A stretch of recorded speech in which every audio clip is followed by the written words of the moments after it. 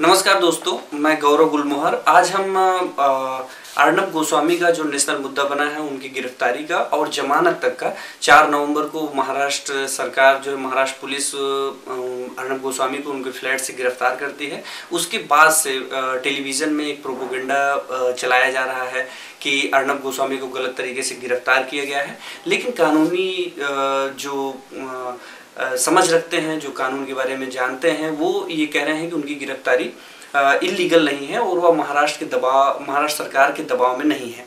इसके बाद एक दूसरा पक्ष आता है 14 दिन जब अर्नब गोस्वामी रिमांड पे लिए जाते हैं। उसके बीच में ही सुप्रीम कोर्ट में जाने के बाद अर्नब गोस्वामी को जो है बेल मिलती है। तो आखिर ये मुद्दा क्या है? मीडिया में तो बहुत सारी खबरें चल रही हैं, प्रिंट में भी और टेलीविज़न पे भी, लेकिन वो स्थिति बिल्कुल साफ नहीं हो पा रही है कि आखिर मुख्य मुद्दा क्या है। लेकिन सबसे बड़ा सवाल ये है कि एक अर्नब गोस्वामी गिरफ्तार हो जाते हैं एक आत्महत्या केस में, तो इतना बड़ा मुद्दा बनता है, लेकिन कश्मीर से लेकर के मिर्ज़ापुर, गोरखपुर और हाथरस अभी हाल में ही घटना में पत्रकारों की गिरफ्तारी मुख्य मुद्दा क्यों नहीं बन पाती है। तो हमारे साथ इस समय उच्च न्यायालय के अधिवक्ता और कानून के जानकार रमेश कुमार जी हैं। हम इन्हीं से जानने की कोशिश करेंगे कि आखिर अर्नब गोस्वामी की गिरफ्तारी का मुख्य मामला क्या है। और उससे पहले ये सबसे बड़ा सवाल हम आपसे सर जानना चाहेंगे कि इस पूरी घटना में क्या मुख्य मुद्दा है जिस पे ध्यान देने की ज़रूरत है? देखिए गौरव जी, मामला जहाँ तक हमारा जो संविधान है उसमें यह है कि हर व्यक्ति कानून के सामने बराबर होगा और हर व्यक्ति को कानूनी रूप से जो संरक्षण है वो बराबर मिलेगा। लेकिन यह मामला सिद्धांत रूप में तो है, लेकिन अगर अर्नब का जब मामला देखते हैं तो इसको आप कह सकते हैं कि someone is more than equal, बराबर वालों में से कुछ लोग ज़्यादा बड़े हो जाते हैं। ये बिल्कुल उस सिद्धांत का है। यद्यपि इसमें कहीं दो राय नहीं है कि यह सरकारें जो है अपने तरीके से चीज़ों को देखती हैं और संचालित करती हैं। यह मामला 2018 का है, जब अन्वय और कुमुद माँ बेटे जिन्होंने आत्महत्या किया, और आत्महत्या इसलिए किया, उस सुसाइड जो नोट था उसमें अर्नब गोस्वामी और इनके अलावा 2 और लोगों पर उनका ये आरोप था कि लगभग 5.5 करोड़ रुपया हमारा बकाया है और जो उनकी कंपनी थी वो बिल्कुल घाटे में चल रही थी और जो देनदारियां थी वो दे नहीं पा रहे थे और इनसे कई बार उनका जैसा आरोप था मांगने के बावजूद नहीं दिया। अंत में उन्होंने जीवन या मृत्यु को वर्ण करना। तो सर मुख्य सवाल ये है कि क्या ऐसे में जब कोई आत्महत्या करता है तो उसमें जिसके ऊपर आरोप लगता है, सुसाइड नोट लिखे जाते हैं, पिछली घटनाओं में भी हम देखते हैं कि उसमें गिरफ्तारी नहीं होती। इस मामले में ऐसा क्यों हुआ कि गिरफ्तारी हुई और वो भी 2 साल बाद आके, जबकि बीच में फाइल बंद कर दी गई थी? देखिए, इसका यही तो टेक्निकल पहलू है। गिरफ्तारी जो है वो इन्वेस्टिगेशन का पार्ट होती है। CRPC के सेक्शन 157 में जब गिरफ्तारी जो विवेचना है किसी अपराध की, पहले तो FIR दर्ज होता है। FIR दर्ज हुआ है इस मामले में IPC की धारा 306 के तहत, और 306 जो है वो एक आप कह सकते हैं हीनियस क्राइम माना जाता है। 10 ईयर पनिशेबल ऑफेंस जो है, यानी 10 साल तक की इसमें सजा दी जा सकती है और सत्र न्यायालय के द्वारा इसका विचारण किया जाता है। तो ये FIR दर्ज होने के बाद पुलिस का जो विवेचक होता है, जो विवेचना अधिकारी होता है, वो 157 के तहत वो 3 अधिकार होते हैं। एक तो होता है कि मामले को देख करके उन मामले से जुड़े हुए सारे तथ्यों को कलेक्ट करे, और उसमें ही उसको ये राइट होता है कि जरूरत समझे तो वह संबंधित अभियुक्त को, ये अगर नेम्ड FIR है तो उस संबंधित अभियुक्त को वह अरेस्ट कर ले। तो ये अरेस्ट करना उसका राइट है। और अब सवाल है कि अरेस्ट करने के बाद फिर क्या होता है। अरेस्ट करने के बाद सेक्शन 57 CRPC के तहत 24 घंटे के अंदर उस पुलिस पर यह कर्तव्य आरोपित है या उसकी बाध्यता है कि वो निकटतम मजिस्ट्रेट के सामने प्रोड्यूस करेगा, और प्रोड्यूस करने के बाद मजिस्ट्रेट के यहाँ अगर अभियुक्त की तरफ से बेल एप्लीकेशन आता है तो वो उस पर सुनवाई करेगा, और दूसरा वो अगर बेल उस समय तत्काल दे देता है तो ठीक है। व्यवहार में ये होता है कि अगर सत्र न्यायालय द्वारा विचारणीय अपराध है तो मजिस्ट्रेट बेल नहीं देते, वो ये कह के खारिज कर देते हैं कि मामला संगीन प्रकृति का है और ये सत्र न्यायालय द्वारा विचारणीय है। तब उस खारिजा को, उस खारिज किए गए आदेश को लगा करके आप सेशन न्यायालय में जाते हैं और फिर सेशन न्यायालय सुनता है। इन द मीन टाइम चूंकि बेल वो कस्टडी में है तो जुडिशियल कस्टडी में 167 के तहत न्यायालय CRPC के 167 के तहत भेज देता है जेल में। और ये जुडिशियल कस्टडी दो तरह की होती है, आमतौर पर बड़ा कंफ्यूजन होता है। 167(2) में ही कस्टडी के बारे में कहा गया है। पहली जो कस्टडी होती है वो जुडिशियल कस्टडी होती है, दूसरी कस्टडी होती है पुलिस कस्टडी। 15 दिन की, आमतौर पर CRPC में 15 दिन की पुलिस कस्टडी दी जा सकती है, लेकिन उसके लिए पुलिस जो प्रोसिक्यूशन भी होता है हमारे यहाँ, वो उपयुक्त ग्राउंड न्यायालय को कन्विंस कर सके, कन्विंसिंग हो कि साहब इसमें जरूरत है हमको, इनको पुलिस पूछताछ के लिए, या ऐसे अपराध हैं जिसमें तमाम सारे दस्तावेज या कुछ ऐसे एविडेंस हैं जो इनको ले जा करके हमको प्राप्त, मान लीजिए जैसे क्राइम वाले मामलों में, तमाम क्रिमिनल मामलों में होता है कि हथियार उसने फेंक रखा है तो वो वही चिन्हित करेगा कहाँ पर था। तो कुछ इस तरह के ठोस ग्राउंड होते हैं जिसमें पुलिस को रिमांड दी जाती है, अन्यथा वो जुडिशियल रिमांड होता है। जुडिशियल रिमांड का मतलब कि स्टेट का जो जेल है उसमें ये ट्रस्ट कर दिया है, उस व्यक्ति को न्यायालय ने ट्रस्ट कर दिया कि आप इसको देख रेख करेंगे और उसको कोई दिक्कत होगी तो इसीलिए हर 15 दिन पर वो 15वें दिन लाया जाता है और वो न्यायालय से कह सकता है कि हमको ये दिक्कत है।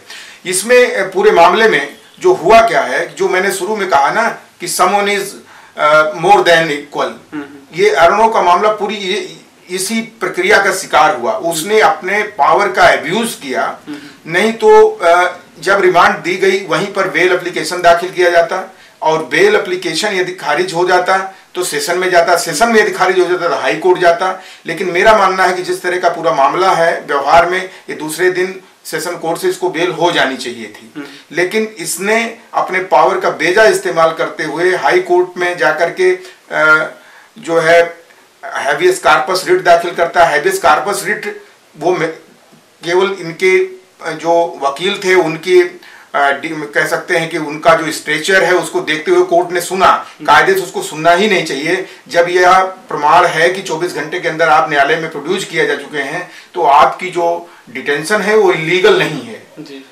और दूसरी बात ये थी कि जो वहां पर बाद में कोर्ट भी, बॉम्बे हाई कोर्ट ने यही कहा कि लीगल डिटेंशन नहीं है, आप जो प्रक्रिया है, बेल की एक प्रक्रिया होती है CRPC के द्वारा निर्धारित प्रक्रिया है सेक्शन 339 में, उसके तहत आप अपनी बेल एप्लीकेशन डालें और बेल ग्रांट करवाएं। तो लेकिन सर मैं एक सवाल आपको रोककर ये पूछना चाह रहा हूँ आपसे, जो आप बात कह रहे हैं इसी से एक सवाल ये निकलता है कि क्या आम, जैसे जिस तरह से अर्णब गोस्वामी की सुनवाई सुप्रीम कोर्ट में हुई और सुप्रीम कोर्ट ने तत्काल जो है संज्ञान लेते हुए उनके जाने के बाद कोर्ट में और इस पर सुनवाई करता है, तो क्या आम जनता को भी इसका लाभ मिल सकता है भविष्य में? क्या लाभ मिलता है?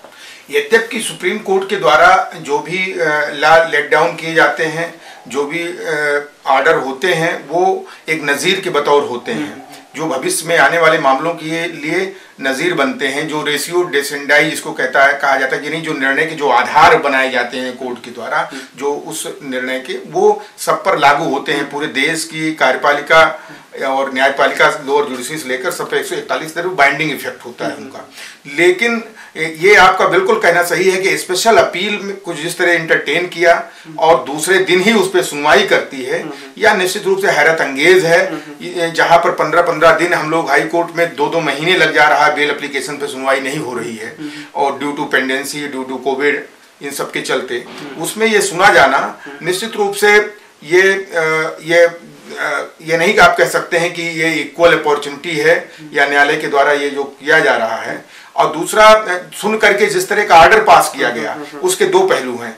मैं यहाँ उस आर्डर का 2 लाइन आपको कोट करूंगा जिसमें माननीय न्यायाधीश कहते हैं सुप्रीम कोर्ट के कि अगर हमने हस्तक्षेप नहीं किया तो यह देश विध्वंस के रास्ते पर चल पड़ेगा, क्योंकि लगातार केस के ऊपर केस इस तरह के आ रहे हैं जिसमें राज्य सरकारें प्लूरल नंबर का इस्तेमाल होंगे, राज्य सरकारें लोगों को जेलों में डाल रही हैं, उनकी पर्सनल लिबर्टी को कर्टेल कर रही हैं, उनकी जो वैयक्तिक स्वतंत्रता है उसको कर्टेल कर रही हैं, और हाई कोर्ट्स जो हैं उन्होंने वहां भी बहुवचन का इस्तेमाल किया। हाई कोर्ट्स के द्वारा अपनी जुरिस्डिक्शन का प्रॉपर इस्तेमाल नहीं किया जा रहा है।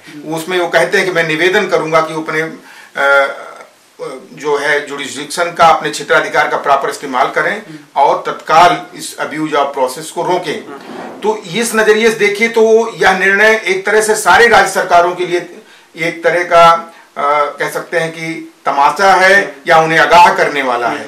लेकिन सवाल वही फिर आता है कि क्या अर्नब के मामले में जिस तरह सुप्रीम कोर्ट ने सीधे हस्तक्षेप किया है उससे 3 चीजों पर हमारी जो न्यायपालिका है। तो क्या आप ये मानते हैं कि सुप्रीम कोर्ट ने जिस तरह का रुख अख्तियार किया है तो इसका न्याय व्यवस्था पर लंबे समय तक या प्रभावी प्रभाव पड़ेगा? बिल्कुल इसका दुष्प्रभाव पड़ेगा, क्योंकि न्यायपालिका का जो एक स्वतंत्र ढांचा हमारे संविधान में है, उसकी जो ऑटोनॉमस बॉडी है और उसमें न्यायपालिका उस तरीके से एक दूसरे के सब्जुगेशन में, एक दूसरे के अधीनता में नहीं काम करती है।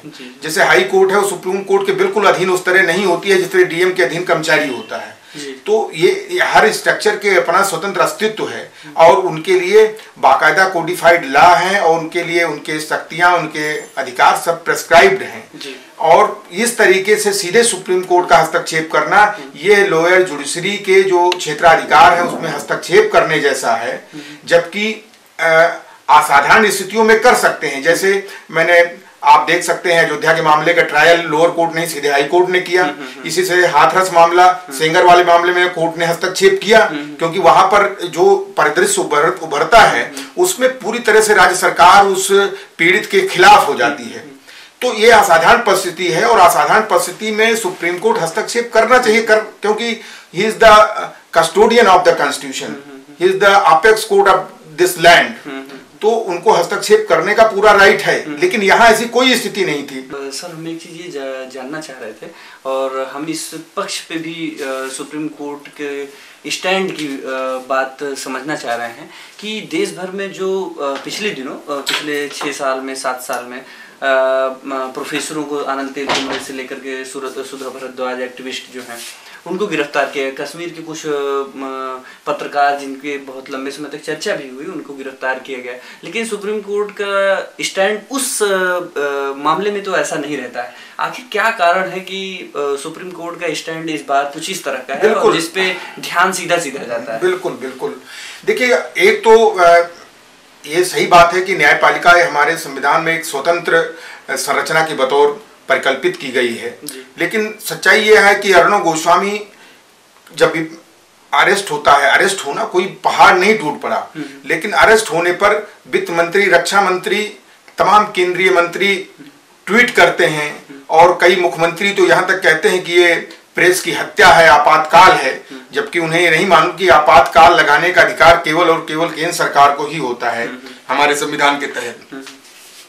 वो और ऐसे लोग कहने लगे जो खुद व्यक्ति की आजादी की लगातार हत्या कर रहे हैं, उसका दुरुपयोग कर रहे हैं। उत्तर प्रदेश उसका एक जीता जागता उदाहरण है, जहां वो प्रशांत कनौजिया से लेकर के और हाथरस की जो जघन्य हत्या हुई थी उसको कवर करने आए केरला के 4 पत्रकारों को रासुका तक लगाया गया।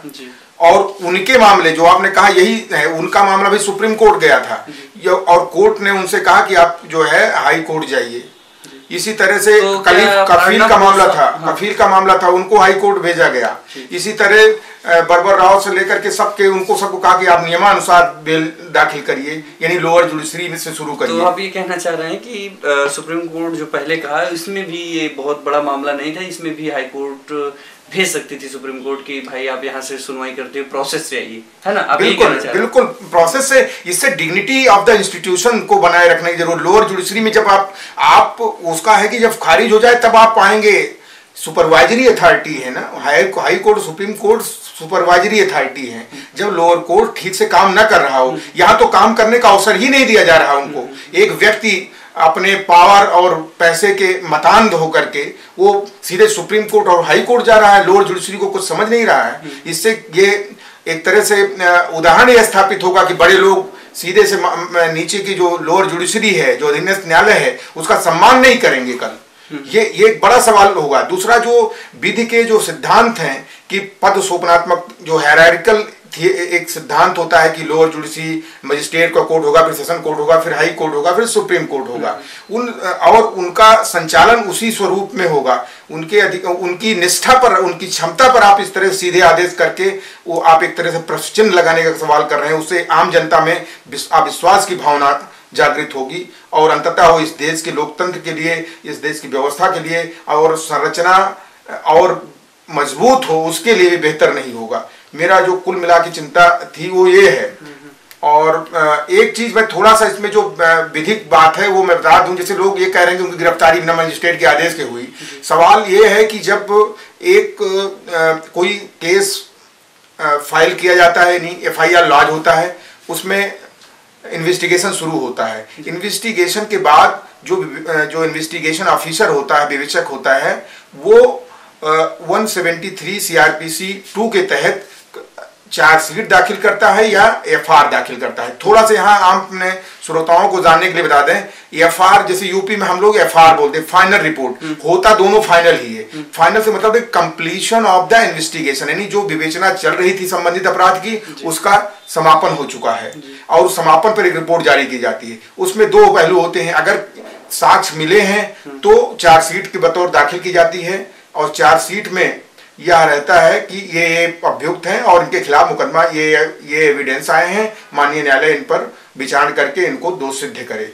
दूसरा, अगर ये है कि ये मैंने जांच किया और ये सारी चीजें थी, इनके खिलाफ पर्याप्त साक्ष्य नहीं है, लिहाजा इस मामले को बंद किया जाए। आमतौर पर व्यवहार में जो CBI और कुछ राज्यों में जैसे महाराष्ट्र में है, यहाँ उसी को क्लोजर रिपोर्ट कहते हैं। CRPC में वो जो प्रावधान है वही है 172(3) के तहत ही है। जब एक क्लोजर रिपोर्ट दाखिल कर दी जाती है तो सुप्रीम कोर्ट, इसी में एक सेक्शन है मेरा ख्याल है 173(2) में, जिसमें आप विक्टिम को, यानी जो फर्स्ट इन्फॉर्मेंट होगा जिसने FIR दर्ज कराया, उसको आप सूचित करेंगे। लेकिन बाद में इसको जुडिशियल इंटरप्रिटेशन सुप्रीम कोर्ट ने, राकेश पाल का एक केस था 2017 का, उसने मैंडेटरी कर दिया कि जब किसी में क्लोजर रिपोर्ट यानी FR लागू किया जाए, कि केस बंद किया जाए, दाखिल होता है, तो यह मजिस्ट्रेट ड्यूटी बाउंड होगा कि उस संबंधित विक्टिम को सम्मन जारी करेगा कि आप इसका इस पक्ष में क्या कहना है, और फिर उसकी बात को सुनेगा और वो समझता है तो फिर उस मामले को जो प्रोटेस्ट पिटीशन दाखिल होगी उसके द्वारा, विक्टिम के द्वारा, कि नहीं साहब ये गलत है, ये तथ्य हैं, तो उसके आधार पर भी वो कार्रवाई कर सकता है। अगर तलवार दंपति का आपको मामला मालूम हुए तो उसमें क्लोजर रिपोर्ट CBI ने जारी किया, लेकिन उस क्लोजर रिपोर्ट को ही सेशन न्यायालय ने कहा नहीं पर्याप्त है एविडेंस, उसके आधार पर ही उसने ट्रायल किया और तलवार दंपति को सजा दे दी। तो ये इसमें जो है, क्योंकि ये बंद किया गया, निश्चित रूप से उस समय प्रभाव में बंद किया गया जो सरकार तत्कालीन थी, उसमें इसमें ए सप्लीमेंट्री रिपोर्ट दाखिल किया गया कि मतलब अक्यूज मालूम है, आरोप भी सही है लेकिन एविडेंस नहीं मिल रहा है, इसलिए बंद किया है। लेकिन 173(8) में पुलिस को ये पूरी छूट है इसकी, वो फर्दर इन्वेस्टिगेशन कर सकती है।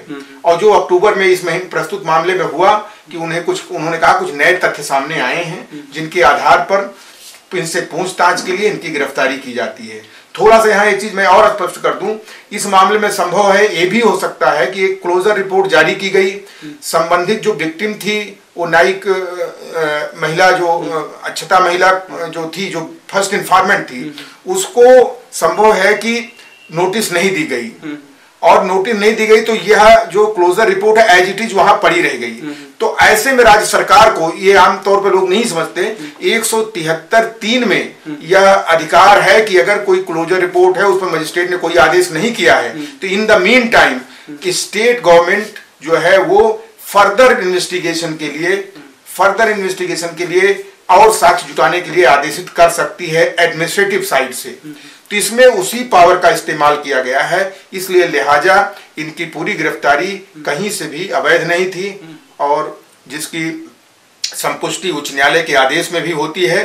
केवल ये खुद अपनी पावर का बेजा इस्तेमाल कर रहे थे, जिसमें उन्होंने लोअर जुडिशरी की डिकोरम, उसकी गरिमा को पूरी तरह से नजरअंदाज किया, और बेपनाह दौलत और ताकत के बल पर, जो ताकत इनको केंद्रीय मंत्रियों के ट्वीट से समझा जा सकता है, वो सुप्रीम कोर्ट से लेकर के हाई कोर्ट तक और हरीश साल्वे जैसा बड़े काउंसिल वहां तक का प्रभाव का इस्तेमाल किया इन्होंने। तो मैं एक जानना चाह रहा हूँ कि आपके अनुसार इस मामले में क्या होना चाहिए था। हम संक्षेप में ही जानना चाहेंगे कि इस मामले में क्या होना चाहिए था पुलिस से लेकर के न्यायालय में बेल होने तक की प्रक्रिया में। जी बिल्कुल, मेरा ये मानना है कि यह जो अपराध है वो बहुत ही जघन्य प्रकृति का अपराध है। 2 लोग इस दुनिया से चले गए और उनका आरोप है, नेम्ड FIR है, नेम्ड FIR, पैसा नहीं दिया गया, नेम्ड FIR है, उन्हें मजदूरी नहीं दी गई और ये भी कहा जाता रहा कि उनके अंडर में जिन्होंने आत्महत्या किया अवनय नाइक ने, उनके अंडर में बहुत सारे मजदूर थे जो उनके ऊपर दबाव लगातार बना रहे थे कि उन्हें पैसा नहीं मिला, इस वजह से वो आत्महत्या के लिए कदम बढ़ाए। बिल्कुल, बहुत विपरीत परिस्थितियों में उन्हें हुई। और दूसरा मैं उन परिस्थितियों पर ना जा करके भी मेरा कुल जो कंसर्न है कानूनी पक्ष ये है कि अगर किसी के नेम्ड है, किसी का नेम्ड FIR है और सुसाइडल नोट्स में उसका नाम है, जो मरने वाला उन मृत्यु के कारणों का वर्णन करता है, तो इसको एविडेंस एक्ट में डाइंग डिक्लेरेशन कहते हैं, मृत्युकालीन घोषणा। और यह अपने आप में एडमिसिबल एंड सब्सटेंशियल एविडेंस होता है किसी को सजा दिलवाने तक के लिए। और दूसरा जो पहलू था वो ये उस समय दबाव में जरूर है कि दबाव में इन्होंने नहीं किया, लेकिन करना चाहिए था कि दबाव में इसका विवेचना नहीं की गई। लेकिन अब अगर विवेचना हो रही है, निश्चित रूप से ये भी दबाव में है, राज्य सरकार ये भी दबाव में ही कर रही है जी। क्योंकि ये अगर यही राज्य सरकार के प्रशंसा करता है तो यही पत्रकार इसके खिलाफ कार्रवाई न होती, बच जाता। तो मेरा मानना है कि इसके खिलाफ कार्रवाई जो है वो कानून के नजरिए से होनी चाहिए और प्रॉपर एविडेंस आए और ट्रायल हो। उनको भी व्यक्ति के रूप में उनको पूरा अधिकार है अपने कानूनी उपचार से बचाव के लिए। बहुत बहुत धन्यवाद सर।